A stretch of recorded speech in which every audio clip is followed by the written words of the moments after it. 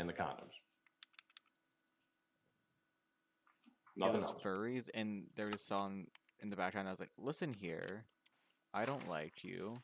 I'm now going to bark at you," and it just barked a bunch. I don't even know if you use TikTok, so.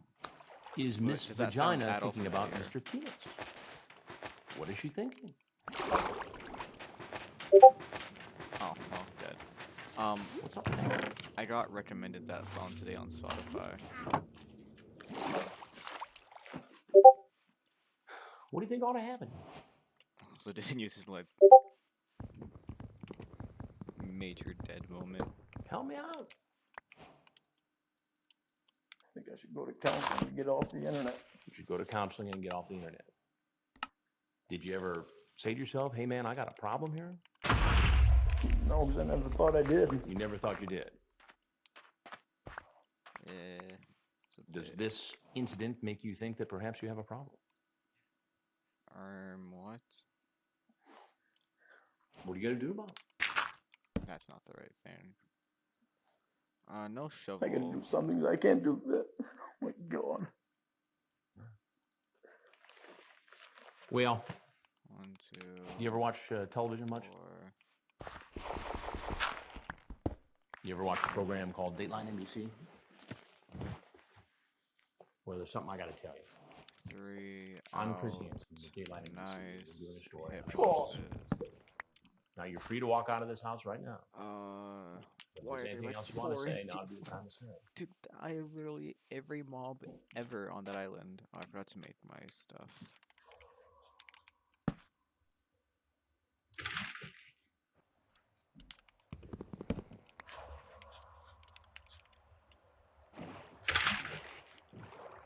Sheriff's office down! Get down! What is going on at that island? Hands on your back! There's so many sheep and cows, that's crazy. I have 6 food, I should be fine.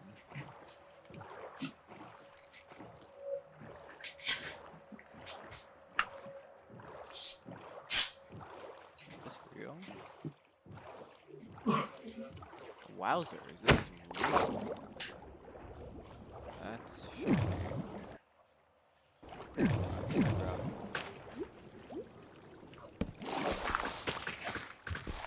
Oh, there goes my gravel.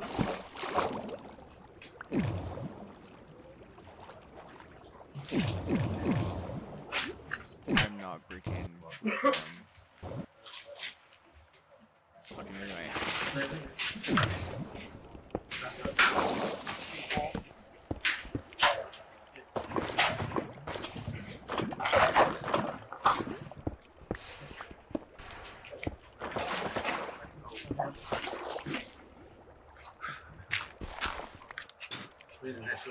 Yeah, that's true, actually.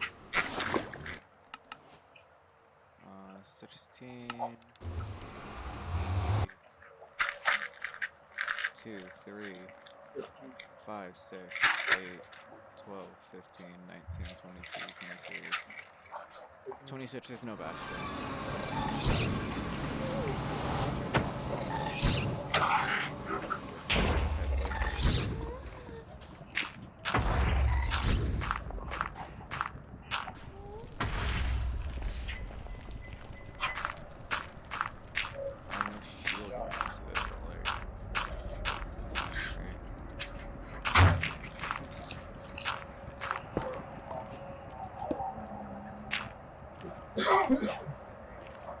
Honestly, I'm next to a Crimson Forest. What if I just like barter?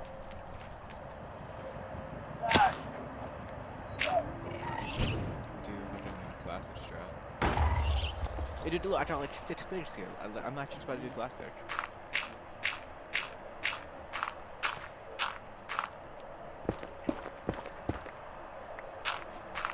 Following his arrest, he was brought in for questioning. This footage was taken from Red Circle interrogations, which will be linked below. Their channel is completely free of ads, and as such, I will also be linking a donation button to help them continue to make content. Mr. Armstrong, before we ask you any questions or try to talk to you here tonight, I need to advise you of a statement of your rights so that you understand those. Has anybody read you your rights yet so far? I have Before we ask action you any this way, questions, you should know 18 your rights. jumps. You may remain silent. Anything that you say may be used against you in the other proceedings. Oh, I should You actually have the get right to there. consult an attorney before you make any statement or answer any question. You may have an attorney with you during the questioning. You may request the court to appoint an attorney for you if you cannot afford to hire one. You may stop the questioning at any time by refusing to answer any further questions or by requesting a consultation with your attorney. In other words, if you agree to talk to us here and I ask you something that you don't want to answer, you don't have to. But now's your opportunity to try to help yourself. You understand those rights that I've explained to you? Yes.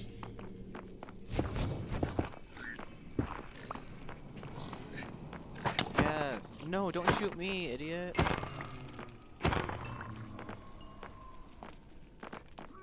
Wrong enemy. Oh, I did not play that well. What's wrong if you would? It says that I've explained those rights to you, that you understand what your rights are. I don't want to spawn here. And then if you wanna talk to us, Drop try on to the get waves. this straightened out as it can be tonight. The bottom part here says, having the above statement of my rights read and explained to me and fully understanding them, I hereby waive these rights at such and such time on the date. I do this freely and voluntarily without threat or promise. Would you like to talk to us and see what's going on here and try to For get that to being the bottom of this? Am I gonna go to jail tonight? Fort first, no shield. Yes, sir. Oh, that was I tell you, really that's one fast. thing I won't do. You will go to jail So I tonight. misses all the shots.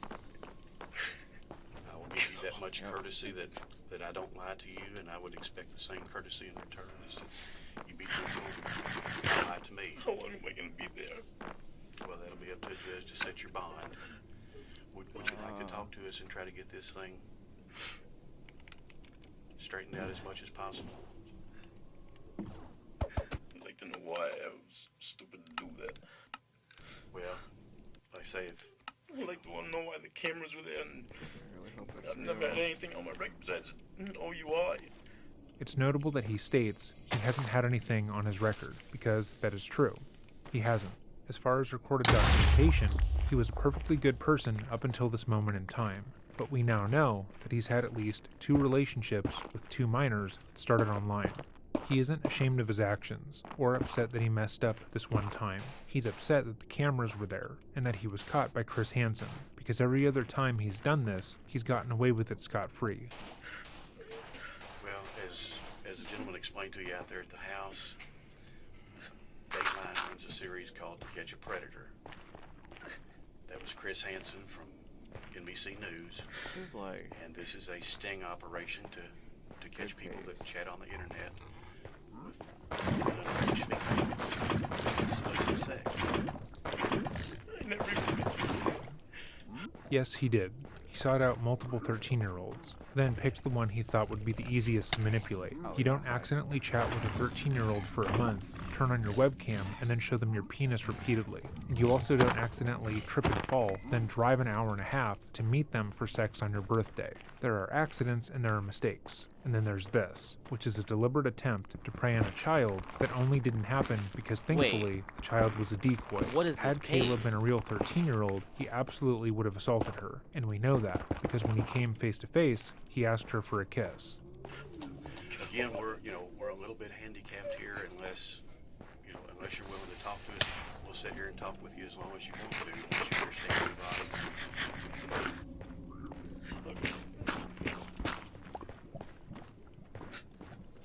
If you understand those and you want to talk to us, you would just sign right there. And like I say, if I ask you something that you don't want to answer, you don't have to. no, it's housing. Top down is extremely The risky other here. thing was, understand that you said when you first arrived at the house that you have some condoms in your truck. Would you be willing to give us consent to go to your truck and look in that and recover the condoms? Do you have any other contraband in there, a weapon, anything else? No. Does that sound reasonable that you would give us a consent to get those? How much is it gonna hurt me when I do that? Yeah, you can have them. Mr. Armstrong, why are we here tonight? Because I was on the internet with the girl. Do you recall the girl's name? She went by in the chats. And how old did she say that she was? 13.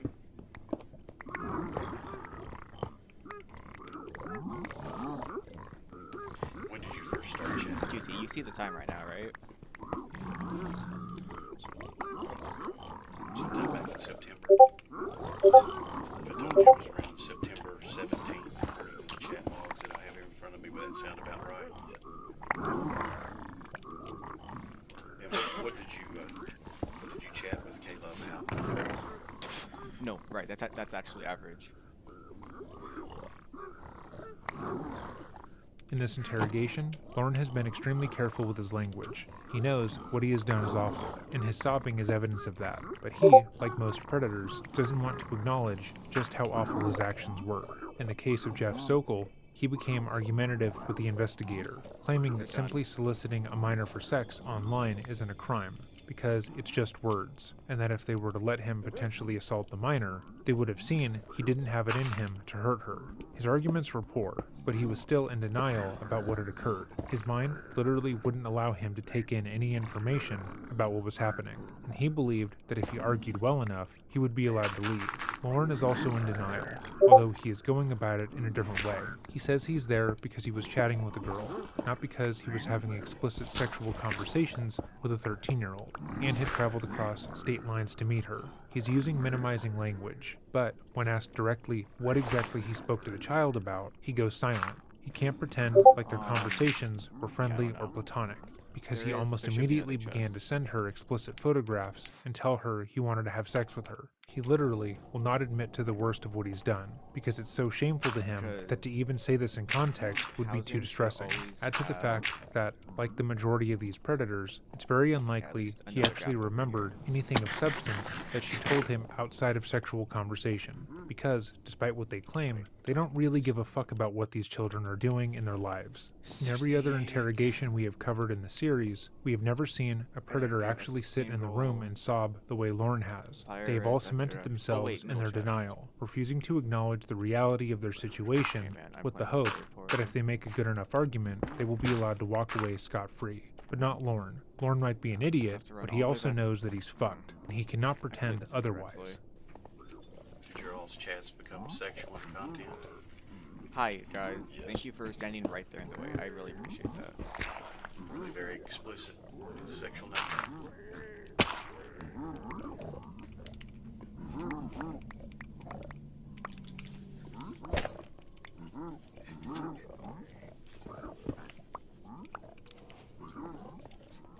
Two obsidian. Did they get very explicit? I thought they were mad at me for a second. In other words, were you very frank with what you would like to do to her? I see you nodding your head, yes. Yes. Okay, sir. And in looking here, I believe you transmitted quite a few photographs.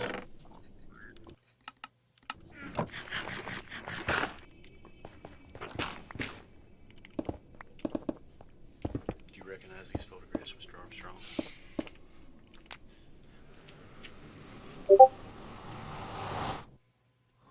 Is that you?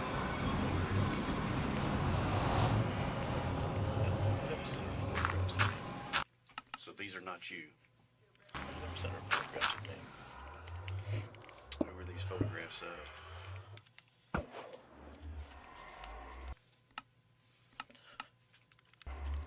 believe when you were out at the house, you identified these as your photographs. No, Now- she's only seen me on cam. Okay, so this was from your webcam that you transmitted, Yes. but these are you on your webcam. Is that correct? This is the kind of technicality that people tend to lean on in high-stress situations. Imagine you are being confronted about something you've done. Not preying on children online, but let's say you're confronted because you ate someone else's lunch, something smaller. They accuse you of eating the other party's lunch, and you deny it, because you don't want to be known as someone who would do that. Then they show you security camera footage of you taking the lunch. However, because the footage doesn't show you actually eating the lunch, you play dumb. Say you didn't eat the lunch, you just took it. And you weren't lying when you said you didn't eat it, because technically the footage doesn't show you doing it. Is what you're saying technically true based on the evidence? Yes. Does anyone really care about the technicalities in these scenarios? No. It doesn't matter if you took the lunch on a date. You still took something that wasn't yours. And it doesn't matter that Lauren thinks he never sent the minor any messages, even though he did, because he still showed her his penis via webcam. Nice.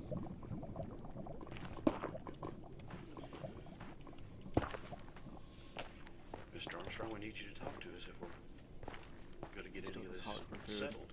I'd like it returned.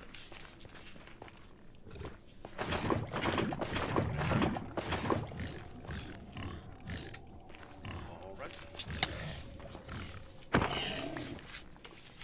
The time is now 9:23 We're back at p.m. the fortress. Mr. Armstrong has invoked his right and requested to consult with an attorney.